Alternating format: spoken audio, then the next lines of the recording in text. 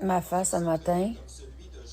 Nancy Lortie a vu son séjour au camping virer au cauchemar. Elle a été brûlée sur 30% de son corps, au visage, au ventre, aux bras, à la poitrine, après que son brûleur au butane ait explosé. Sur Facebook, elle a décidé de montrer ses brûlures pour sensibiliser la population sur la dangerosité de ces appareils de camping. La plupart des incidents sont reliés avec une mauvaise utilisation de l'appareil.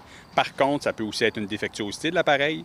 Donc, c'est de là que ça prend les mesures de sécurité. Il faut faire attention à nos appareils. Également, étant donné que c'est des appareils de camping, souvent, c'est des appareils qui n'auront pas servi 6 à 8 mois dans l'année. Donc, quand on se prépare à notre saison de camping, c'est important de faire l'inventaire de l'ensemble de nos équipements qu'on a. Les brûleurs au butane peuvent en effet être très dangereux. Les histoires d'appareils de cuisson pour le camping qui prennent feu sont nombreuses. Seulement en dessous de la publication de Nancy, plusieurs personnes ont partagé des histoires similaires.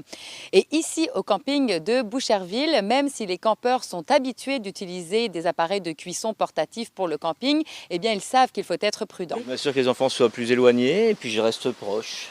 On essaye de faire le plus sécuritaire qu'on peut. On garde toujours une personne qui regarde. On essaie de l'utiliser avec un récipient assez large là, pour pas que ça tombe. Là, puis on n'en met pas trop. Là, ou on demande aux enfants de jouer un petit peu plus loin quand on fait bouillir de l'eau.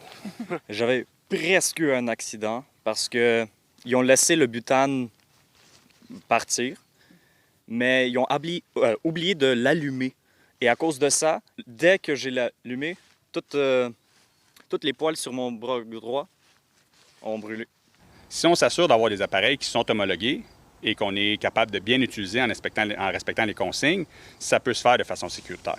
Sur un autre ordre de grandeur, en ce moment, depuis 3 ans, avec les campements pour itinérants qui sont en croissance partout sur l'île de Montréal, bien, on a également une quantité d'incendies qui va en augmentant. Et dans ces campements-là, souvent, on va retrouver de très grosses bouteilles de propane, des plus petites bouteilles de propane comme celles sur notre barbecue ou des appareils au butane. C'est pas rare que dans un feu de campement, nos équipes arrivent en premier et ce qu'on entend, c'est des explosions de toutes sortes parce que ces équipements-là de camping sont en train d'exploser.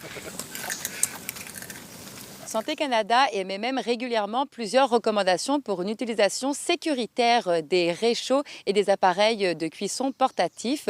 La plus logique, oui, mais bien sûr, la plus importante, c'est de suivre à la lettre les instructions du fabricant.